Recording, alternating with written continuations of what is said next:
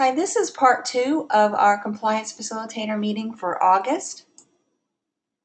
We'll be covering EC departmental procedural updates. First, we're going to talk about private school students. We're making a change to the PPPSS, the parentally placed private school students, which I think that you will like. In the past, when we had a referral, we're still responsible for completing evaluations and determining eligibility for students who are private school students who would be enrolled in CMS. So the homeschool is still responsible for completing this paperwork. They will do the Deck 1 or the referral and the Deck 2, and they will do the testing and do the eligibility worksheets and determine eligibility. But it will stop at that point. For students who are identified SI, they will complete the private school service plan, which is something new that we started last year, so that is not a change. But for any student who is eligible for anything other than SI, if the parent does not intend to enroll the student in a CMS school, we will not write an IEP at that time. We will document on the Deck 5 that the parent does not wish to enroll the student in CMS at this time, and in the event that the parent decides to enroll the student, the school will meet at that point to develop an IEP and and get consent for services, which is the Deck 6. So we're not doing the Deck 4 or the Deck 6 any longer for a student who is a private school student who does not intend to enroll in CMS. I just wanted to let you know that we're revising our homebound treating physicians recommendations form, and it's not ready yet, but when it is ready, it will be a form that is also used by 504 teams. We have a new procedure for enrollment. School registrars are getting this information.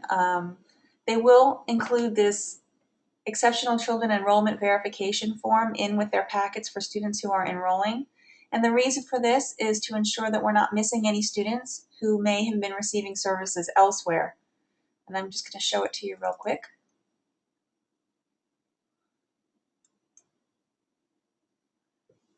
Again, this is not an EC form. This is for the registrars to use. So they will just include this in the packet. Just has some more information where the parent may be able to identify what services the child was receiving.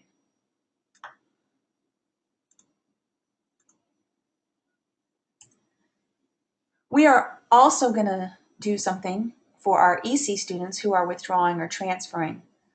We have created a new checklist that we would like to be copied on brightly colored paper in the schools. It doesn't matter what color. The sending schools compliance facilitator will complete the top portion of the form when a student withdraws from their school. They will make a copy of this form and file it in a notebook to keep at the sending school. And they will place the completed form in the front left side of the EC folder.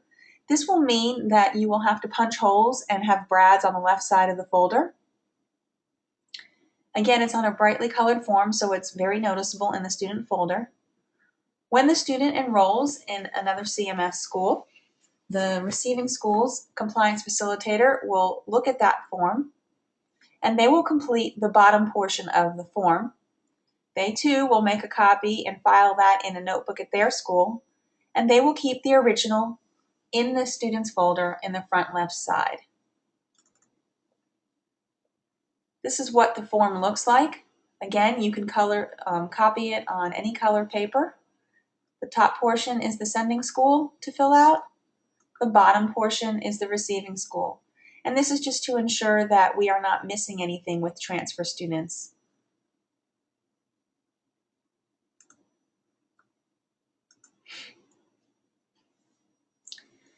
This is just a reminder about outside evaluations. If a parent brings a copy of an evaluation that was done privately, the school has to assume that the parent may be asking for special education services. That may not be the reason the parent brought the evaluation, but to document formally that an evaluation was brought to a school, the school should hold a referral meeting with a complete IEP team. And the IEP team should review the information provided by the parent during the meeting and determine the next steps. So if the parent did not want an evaluation to happen, this could be documented in a meeting on a Deck 5.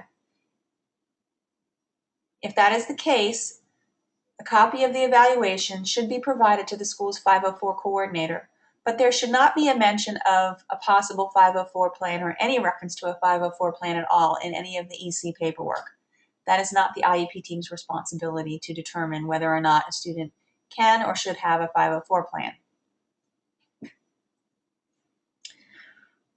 We talked about related service support descriptions at the beginning of last school year because we thought that these would be available in Easy IEP last year.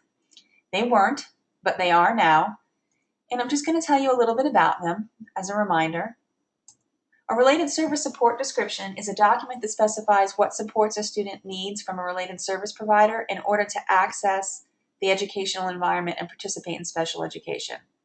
It is part of the IEP, and it describes the student's needs, support areas, and it includes the name of the related service provider who completes it. It is indicated for students who no longer have a need for a goal but continue to need skilled expertise of the related service provider. An example would be a student who was receiving physical therapy, not a direct service if the physical therapy is to make sure the wheelchair is functioning properly. That's not a direct service to the student, and it does not require a goal. So who completes it? The related service provider completes it. It is done within the Related Services and Special Education Services tab of the IEP. They can complete it in advance, especially if they won't be attending the meeting. When you finalize the IEP, this document will finalize as part of the IEP. In order to remove a related service support description from an IEP, the reevaluation process is needed, just like it is needed to exit a student from a related service. If you want to change a student from a related service to a related service support description, you don't need to do a reeval. You document the frequency on the IEP, but no time. And most of the cases, it will be the related service provider who is documenting this, so you don't necessarily need to know all the details as the case manager. The Deck 5 should document the related service and proposals and refusals. And if you have further questions about related service support descriptions, we do have an FAQ in Chapter 10 of the Compliance A to Z Manual. These are some compliance updates and reminders. So you know we have a new state test called the Beginning of Grade 3 Language Arts and Reading Test. Some of the year-round schools have already administered this test, but for all other schools, the window is September 10th to the 16th. Students can use accommodations that are specified for the Grade 3 EOG assessment if they have them on the IEP. If they don't have that listed on the IEP team can meet, or an amendment without a meeting can occur to add those accommodations. In this case, because it's a new test, the state has granted flexibility and you can add these accommodations less than 30 days before the test, only for this test. And if you need to make a special testing accommodation request that's not specified in the Testing Students with Disabilities Manual, this has to be submitted at least 2 weeks in advance via the accommodation notification form. Anybody on Extend 1 is exempt from this assessment.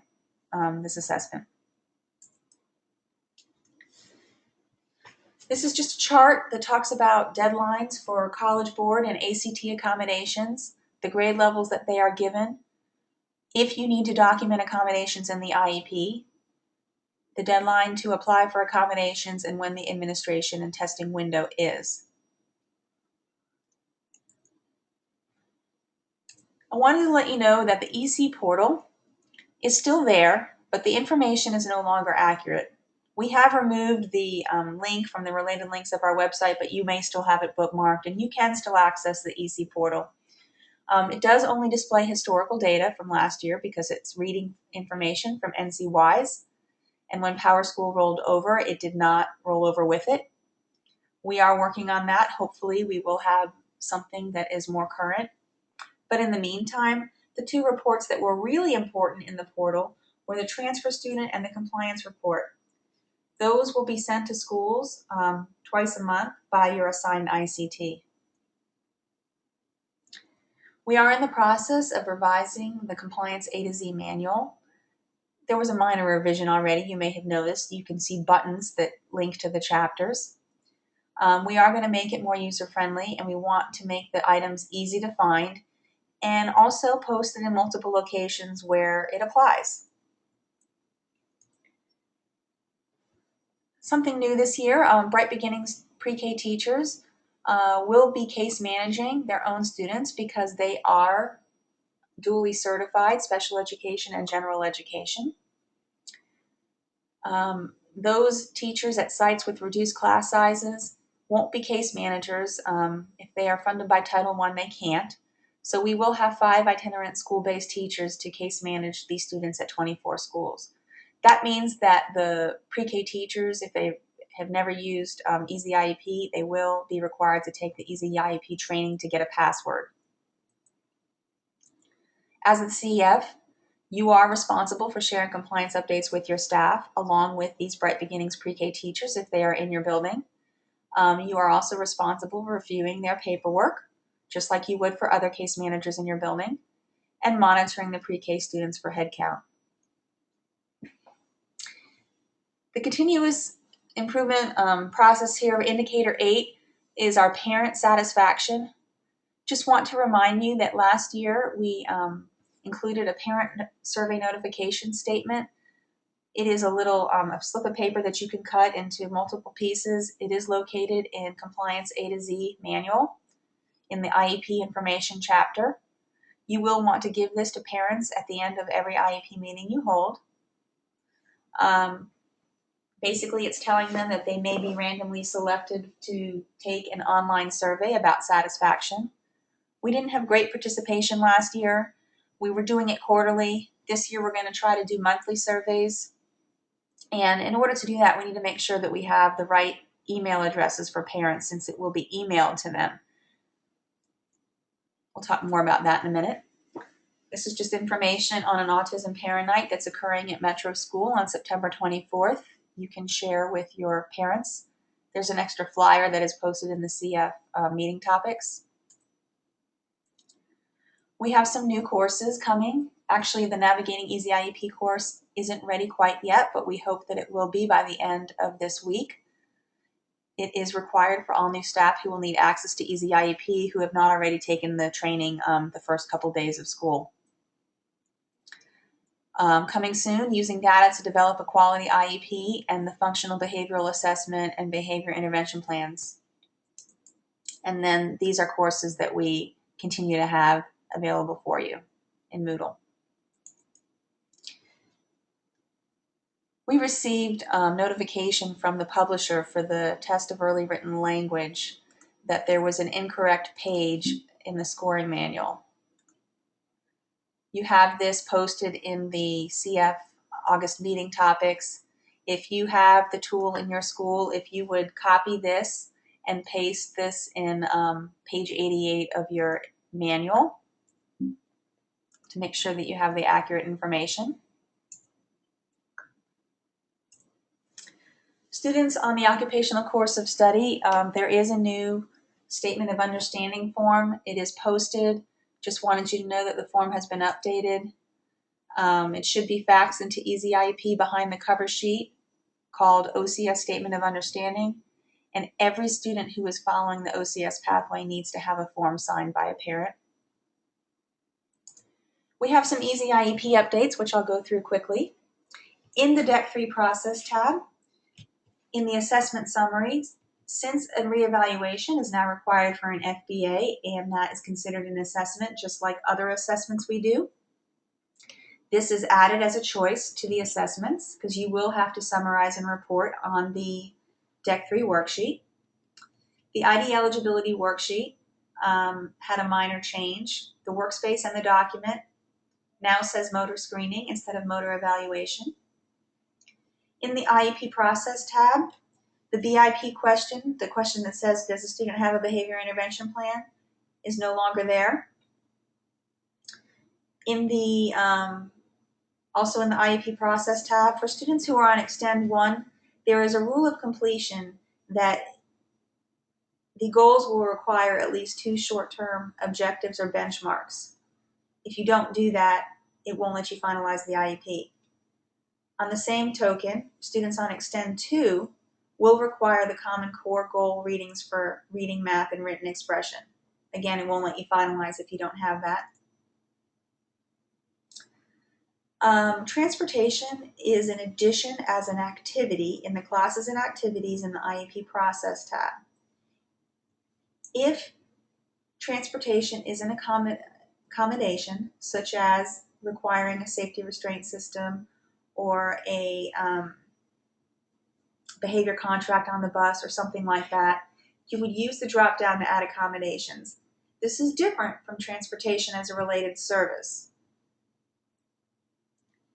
The text box is added on district and state testing to explain why a student may not take all parts of the access test. By that I mean there's multiple subjects related to that. They may not take all of them.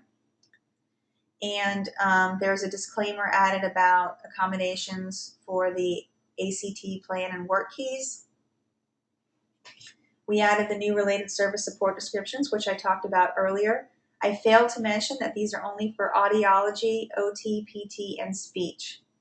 We do have related service support descriptions for those funky related services, which are documents that are actually in the Compliance A to Z manual. They are not part of Easy IEP. And there's a new rule of completion for ESY eligibility that prevents you from determining ESY if the date is in the future. The Deck 5 has some changes. Evaluation descriptions are added to the evaluations that you choose automatically. That's where you say that IEP team made these decisions based on these assessments.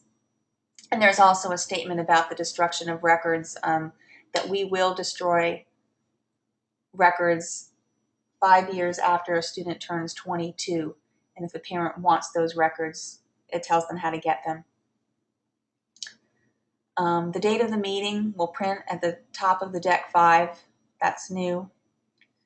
The student profile, which used to be a document that we would create by hand and send in for transportation considerations, is now part of Easy IEP in the Documents tab. We also have some new referral forms that are part of Easy IEP that we no longer need paper documents for adapted PE, assistive technology, OT, and PT. Invitations to conference. When you finalize an invitation, it clears the drop-down menu for the person that it's addressed to. This is to prevent having the letter addressed to the wrong person. It forces the case manager to look carefully at that section and choose the right person that the letter goes to. I'm going to show you some new things in the Documents tab, which you may have already noticed. I'll come back to that in a second. We have a new IAES form, which stands for Interim Alternative Educational Setting. The workspace is revised, and so is the document. It's a fairly easy document to complete. It's pretty short and self-explanatory. We have a new LD report that can be run to show the areas students are eligible for in LD. Now, this information is only as accurate as what is accurate in Easy IEP. So the areas have to be accurate in the eligibility tab for this report to function properly. In the past, when you ran a report, you had the ability to see all the reports that were run by other users. We have finally restricted that access so that you can only see your own reports, and it's based on your user type. So you can access certain types of reports as a compliance facilitator. A case manager can access certain types of reports based on their user type. This ends the part 2 of the compliance facilitator meeting. We have one more part for you to watch, which should be fairly short.